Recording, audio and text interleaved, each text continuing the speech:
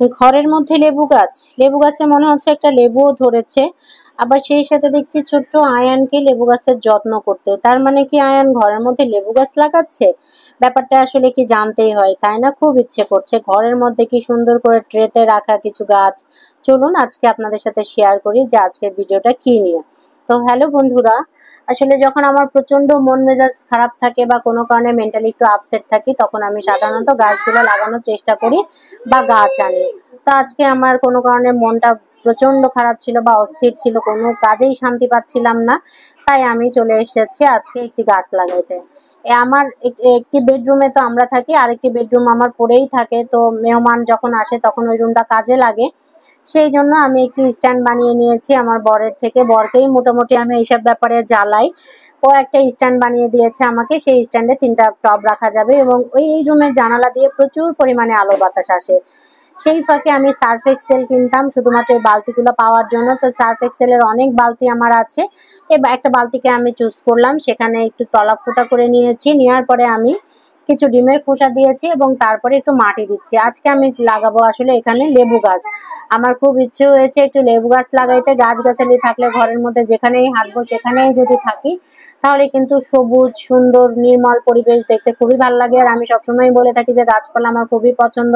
আমি যেহেতু বোটানি নিয়ে পড়েছি, আমার গাছপালা অনেক পছন্দ। আরেকটা কাজ যেটা করি সেটা হচ্ছে যে আমি যতবারই যে গাছটাই লাগাই না কেন, আমি সাথে আমার বাচ্চাটাকে রাখি।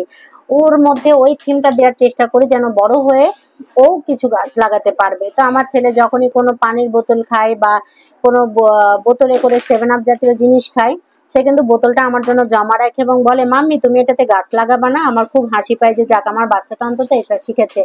এই ভয়েসটা দেওয়ার সময় টুংটাং শব্দ পাচ্ছেন না, এটা হচ্ছে আমার বাবাজির কাজ, অর্থাৎ আমার সোনা পাখি ছেলে। সে ভীষণ দুষ্টু করছে আর আমি এখানে ভয়েস দিতে বসেছি।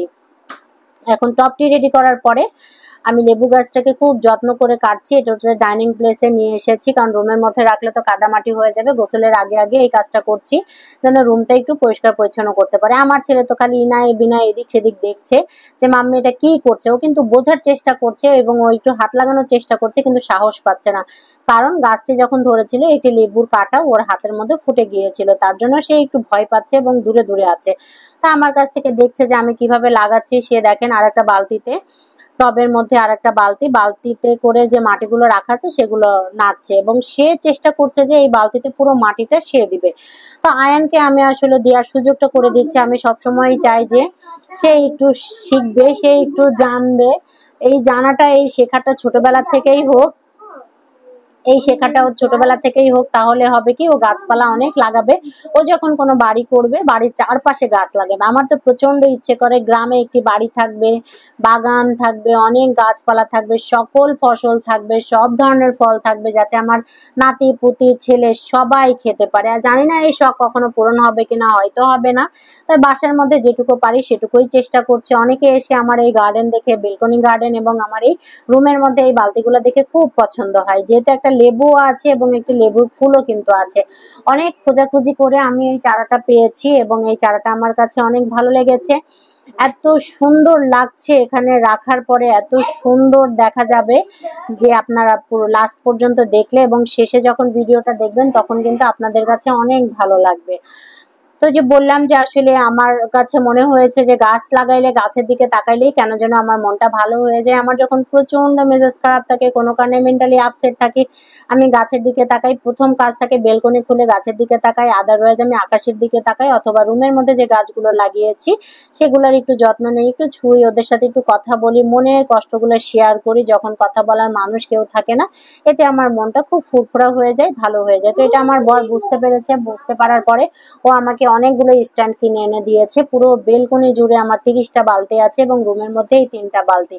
কেবল একটি লাগিয়েছি, আরেকটিতে পেঁপে গাছ আছে। এটা হচ্ছে জাস্ট ফল খাওয়ার জন্য না, সবুজ একটু প্রকৃতির ছোঁয়া পাবো, একটু অক্সিজেন পাবো এই জন্য। শুনেছি যে ঘরের মধ্যে যদি গাছপালা থাকে তাহলে নাকি সেই ঘরে রোগ ব্যাধি কম হয় এবং নির্মল পরিবেশ পাওয়া যায়, গাছপালা পিওর অক্সিজেন যেটা সেটা পাওয়া যায়। গাছ আমাদের প্রাকৃতিক বন্ধু, এটা তো আমরা সবাই জানি। আমরা শহরে মানুষ, যেহেতু ছাদে আমাদের লাগানোর কোনো স্কোপ নাই এবং বাড়িওয়ালারা সেই সুযোগ সাধারণত দেয় না, তাই আমরা বাধ্য হয়ে ঘরের মধ্যে যেখানে একটু রোদ আসে, আলো বাতাস আসে, অথবা বেলকনিটাকেই প্রেফার করি। আমার বেলকনিতে অনেক কিছু আছে, পাখি আছে, কবুতর আছে, বা গাছপালা আছে। তা আমি এখন লাস্টে এই জায়গাটা ফাঁকা ছিল, যেহেতু আমার অত বেশি মেহমান এখন আসে না, তাই আমি এই জায়গাটাকেই লাগিয়েছি। আমার মন মেজাজ এখন খুব ভালো হয়ে গেছে। আর এই কাজে আজকে আমাকে সাহায্য করছে আনান এবং আয়ান। আনান এই গাছ লাগানোর ক্ষেত্রে, আনানও অনেক বেশি আমার মতো গাছ পাগল, তো মেয়েটাও শিখেছে আর কি তার মনির কাছ থেকে কিভাবে গাছ লাগাতে হয়। তো আজকে আমার ভিডিওটা কেমন লেগেছে অবশ্যই কমেন্টস করে জানাবেন, সেই সাথে আমার পেজের সাথে থাকবেন। আর অবশ্যই ফেসবুক থেকে দেখলে ফলো দিবেন, আর ইউটিউব থেকে দেখলে সাবস্ক্রাইব করে আমার সাথে থাকবেন, আমার চ্যানেলকে এগিয়ে যেতে সাহায্য করবেন। সবাই ভালো থাকবেন, বাই।